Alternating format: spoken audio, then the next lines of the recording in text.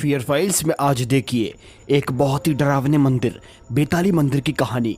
माना जाता है कि इस मंदिर के अंदर कठपुतली में कैद काफी सारी अशांत आत्माएं हैं, जो कि इसी मंदिर में कैद पेड़ से एक कठपुतली में बंधकर लटकी हुई हैं। कहते हैं कि अगर किसी अपने की मृत्यु हो जाए तो इस बेताली मंदिर में जाकर उन आत्माओं के जरिए आप किसी अपने की आत्मा से बात कर सकते हैं। लेकिन इस बात में कितनी सच्चाई और कितनी जानकारी है, ये कहना बहुत ही मुश्किल है। ये घटना बीती थी एक 14 साल की लड़की रीमा के साथ। हाल ही में रीमा के पिता की मौत हो गई है। उसके पिता की मौत के सदमे से सारा घर ही दुखद में जी रहा था। इसलिए रीमा फैसला करती है उस बेताली मंदिर के अंदर जाकर अपने पापा की आत्मा से बात करने का। लेकिन क्या उसका यह डिसीजन सही रहेगा या फिर होगा कुछ बहुत ही खौफनाक? ये सब जानने के लिए देखते रहिए फियर फाइल्स, डर की सच्ची तस्वीरें। इस कहानी की शुरुआत में हम उसी खौफनाक बेताली मंदिर को देखते हैं, जहां पर रीमा और उसकी एक छोटी बहन अनु दोनों ही उसके पास खड़ी हुई थी। यहां पर वो इस बेताली मंदिर के अंदर जाना चाहती थी। अनु को वहां जाने से काफी डर लग रहा था, लेकिन रीमा किसी भी तरह वहां पर जाकर उन आत्माओं के जरिए अपने पिता की आत्मा से बात करना चाहती थी। वहां जाकर वो पूजा करना शुरू भी कर देती हैं, लेकिन तभी अचानक से उनका दिया बुझ जाता है और अब ये बहुत ही बड़ा अपशगुन हो चुका था। वो दोनों काफी डर जाती हैं और वहां से भागने की कोशिश करती हैं। तभी कोई उनके करीब बढ़ता है और ये कोई और नहीं, उसी मंदिर की पुजारन थी, जो कि इन लोगों को काफी डांटती है और बताती है कि ये मंदिर बच्चों के खेलने की जगह नहीं है। चली जाओ यहाँ से और वापस कभी मत आना। अगर गलती से भी कोई अशांत आत्मा आजाद हो गई तो अनर्थ हो जाएगा। उसके बाद तभी डरकर वो दोनों वापस अपने घर पर आ जाती हैं, जहां अनु उससे कहती है, देखा तूने, अगर वो मंदिर इतनी ही अच्छी जगह होती तो वो खौफनाक पुजारन हमको ऐसे क्यों भगाती? अनु को हल्का हल्का डर लग रहा था। इतने में वहां पर उनकी छोटी बहन श्रुति आ जाती है और उनसे कहती है कि माँ की तबीयत बिगड़ती जा रही है। घर के हालात काफी खराब थे। जब से रीमा के पिता सुरेश की मौत हुई थी, तब से उसकी माँ और उनकी दोनों बेटियां यानी कि पूरे घर को दुखद मिल रहा था। इसीलिए कहीं ना कहीं रीमा यही सोचती है कि अगर किसी तरह वो अपने पापा की आत्मा से बात कर ले तो शायद सब लोगों को सुकून मिल जाए। लेकिन उसकी छोटी बहन अनु उसको वहां पर नहीं जाने देती। वो उससे कहती है कि तुम मुझसे वादा करो, आज के बाद कभी वहां पर नहीं जाओगी। और तभी रीमा भी उससे वादा करती है। इसके बाद तभी सुबह होती है। सुबह के वक्त पर हम देखते हैं रीमा उसी डरावने से बेताली मंदिर के अंदर चली जाती है और वो अपनी छोटी बहन का वादा तोड़ देती है। तभी वो उस पेड़ पर लटक रही कठपुतली को तोड़ने ही वाली होती है। इतने में अनु वहां पर आ जाती है और उससे कहती है कि तुमने मुझसे किया हुआ वादा तोड़ दिया। वो रीमा पर काफी गुस्सा करती है, लेकिन वो दोनों देखती हैं इसी बीच उस मंदिर के अंदर वही पुजारन थी। इसे देखकर ये दोनों डरने लगती है और वहीं पेड़ के पीछे छुपने लगती हैं। अनु रीमा से काफी दूर छुपी थी। इसी बीच रीमा चालाकी से उस पेड़ पर से एक कठपुतली को तोड़ देती है। उसे तोड़कर वो अपने बैग के अंदर रख लेती है। उसके बाद तभी वो मौके का फायदा उठाकर जैसी वो पुजारन वहां से जाती है, दोनों बहनें उस बेताली मंदिर से निकलकर वापस अपने घर चली जाती हैं। उसके बाद तभी रात के वक्त पर हम रीमा को देखते हैं, जो कि उसी कठपुतली को पकड़ी हुई थी। वो कहती है कि अगर यहाँ पर कोई भी आत्मा है तो अपने होने का सबूत दो, लेकिन उसे ऐसा कुछ भी सबूत नहीं मिलता। वो एक बार और कहती है, लेकिन कुछ भी नहीं होता। उसके बाद तभी वो उस कठपुतली को फेंक देती है। उसे लगता है कि ये सब मनगढ़ंत बातें हैं, लेकिन थोड़ी देर के बाद वहां की लाइट्स फ्लिकर होने लगती है। इसी के साथ साथ रीमा उस कठपुतली को दोबारा उठाती है। उसे लगता है कि कोई तो है। उसके बाद तभी वो दोबारा कहती है, यहाँ पर जो भी भटकती आत्मा है वो मेरे को सबूत दो। और तभी लाइट फिर से फ्लिकर होती है, यानी कि उसको हल्का हल्का सबूत मिल रहा था। उसके बाद वो कहती है कि क्या तुम मेरे पापा से बात करने में मेरी मदद करोगी? और इसके बाद उसे अपने घर के मिरर के ऊपर लिखाई देता है हाँ। दोस्तों, यानी कि वो आत्मा उसके आसपास थी। तभी रीमा उससे कहती है कि मैं तुम्हें तुम्हारे असली रूप में देखना चाहती हूँ। लेकिन इससे पहले कि वो आत्मा उसके पास आ पाती, उससे पहले वहां पर श्रुति आ जाती है और उससे कहती है कि जल्दी से खाने पर चलो। श्रुति उससे पूछती भी है कि आखिर तुम क्या कर रही हो, लेकिन वो कुछ भी नहीं बताती और उसके चेहरे पर एक अजीब सा डर था। और श्रुति समझ गई थी कि वो कुछ न कुछ उससे छुपा रही है। उसके बाद तभी दोनों नीचे जाती हैं, लेकिन तभी श्रुति दादी की दवाई के बहाने से उसके कमरे के अंदर दोबारा जाती है और कमरे के अंदर जाकर वो उसी मिरर के पास जाती है और उस कपड़े को हटाती है जहां पर रीमा ने कुछ छुपाया था और वो वही कठपुतली थी।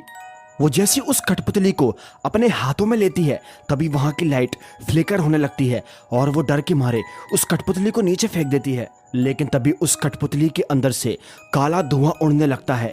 वो वहां से भागना चाहती है, लेकिन कमरे का दरवाजा अचानक से अपने आप ही बंद हो चुका था और तभी देखते ही देखते उस कठपुतली के अंदर से एक शैतानी आत्मा बाहर निकलती है, जो कि देखने में इतनी ज्यादा खौफनाक और डरावनी थी। उसे देखकर हर कोई कांपने लगता। श्रुति के साथ भी कुछ ऐसा ही हो रहा था। तभी वो आत्मा उसे मारने के लिए उसके करीब बढ़ती है, लेकिन उसकी किस्मत अच्छी थी। सही वक्त पर वहां पर रीमा और दादी दोनों आ जाती हैं और वो आत्मा वहां से गायब हो जाती है। दादी जब अंदर आती है तो उन्हें वही अजीब सी कठपुतली दिखाई देती है। वो उस काली सी कठपुतली को देखकर दादी को कुछ अजीबोगरीब महसूस होता है और वो समझ जाती हैं कि ये कोई अच्छी चीज नहीं है। वो दोनों से पूछती हैं कि आखिर ये कठपुतली कहाँ से आई, लेकिन वो उन्हें कुछ भी नहीं बताती और तभी दादी उस कठपुतली को बाहर फेंक देती हैं। उसके बाद तभी बाद में श्रुति रीमा को बताती है कि तुम जहाँ से वो कठपुतली लेकर आई हो उसे फौरन ही वही छोड़ाओ, क्योंकि वो कठपुतली काफी ज्यादा खौफनाक है।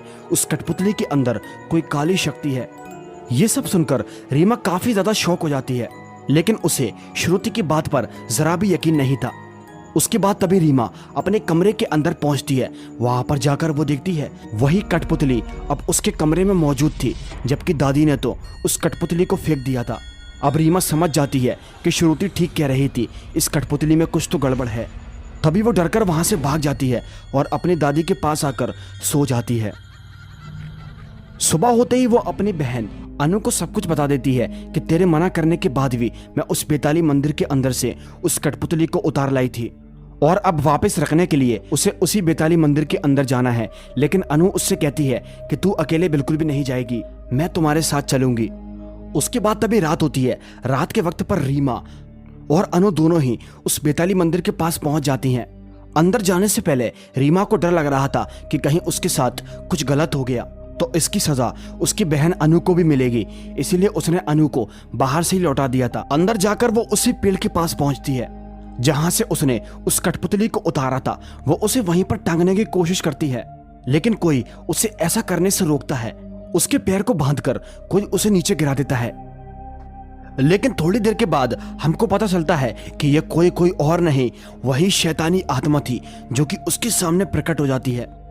रीमा वहां से भागती है, लेकिन तभी वो शैतानी आत्मा उसके करीब आती है। इसके बाद हम श्रुति को देखते हैं जिसे रीमा की आवाज सुनाई देती है। तभी वो फौरन उस बेताली मंदिर की तरफ भागती है और वो जैसे ही उस बेताली मंदिर के अंदर जाती है तो उसी पेड़ के पास रीमा बेहोश पड़ी हुई थी। वो उसके पास जाकर उसे उठाती है, लेकिन अगले ही पल हम देखते हैं कि वो रीमा बिल्कुल भी नहीं थी। उस आत्मा ने रीमा को अपने कब्जे में कर लिया था। तभी वो शैतानी आत्मा श्रुति को भी जान से मार देती है। वो उसकी बॉडी को मंदिर के दहलीज पर ले जाकर रख देती है और उस पर से चढ़कर निकलती है। गई रात को रीमा अपने घर पर पहुंचती है, जहां पर उसका बर्ताव पहले से काफी बदला था। उसके बाद तभी वो अपने कमरे में जाकर उसी कठपुतली को हाथ में पकड़कर हंसती है, लेकिन इसी बीच श्रुति वहां पर आ जाती है। वो उससे कहती है, दीदी आप कहाँ चले गई थी, हम आपकी कितनी फिक्र कर रहे थे। उसके बाद तभी रीमा प्यार से उसे गले लगाती है, लेकिन गले लगाने के बाद श्रुति जैसे ही मिरर के अंदर दिखती है तो उसे पता चलता है कि ये कोई इसकी रीमा दीदी नहीं, वही शैतानी आत्मा है। श्रुति उसे देखकर बहुत ही बुरी तरीके से कांप जाती है। इसी बीच उसकी दादी वहां पर आती हैं और तभी वो डरकर अपनी दादी के साथ वहां से चली जाती है। सुबह पुलिस को उसी बेताली मंदिर के अंदर अनु की डेड बॉडी मिलती है और पुलिस इन लोगों से पूछताछ करती है, लेकिन रीमा उसे कुछ भी नहीं बताती क्योंकि वो तो उसी आत्मा के कब्जे के अंदर थी। इसी बीच उस मंदिर की पुजारन वहां पर आ जाती है और सभी लोगों से कहती है कि ये दोनों इसी बेताली मंदिर के अंदर आई थी, मैंने इनको भगा दिया था। लेकिन रीमा बातों को घुमाकर बोलती है कि अनु उसे यहां पर लेकर आई थी क्योंकि उसका कुछ जरूरी काम था। उसके बाद तभी रीमा उस पुजारन से कहती है कि आंधी को कैद करने की कितनी भी कोशिश कर लो, लेकिन वो अपना कहर बरसाने से बाज नहीं आती। उसकी इस तरीके की बोली को सुनकर पुजारन तो उसी वक्त पर समझ जाती है कि ये वो नहीं, उसके अंदर की आत्मा बोल रही है। जो कि अब इस बेताली मंदिर से आज़ाद हो चुकी है। उसके बाद रीमा वहां से चली जाती है और जब रात होती है, रात के वक्त पर वो अपनी उसी कठपुतली को ढूंढ रही थी, लेकिन उसे कहीं नहीं मिलती। तभी वो नीचे जाकर देखती है कि वो कठपुतली उसकी माँ के पास थी।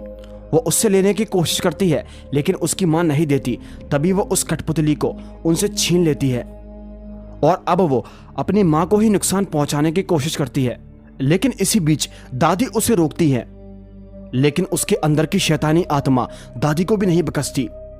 उसके बाद तभी गंगा जल लेकर श्रुति वहां पर आती है और वहां पर गंगा जल डालने लगती है, जहां हमको यह पता चलता है कि सुबह उसी बेताली मंदिर के अंदर श्रुति ने उस पुजारन को सारी घटनाओं के बारे में बता दिया था कि कैसे रीमा यहां से कठपुतली लेकर गई थी।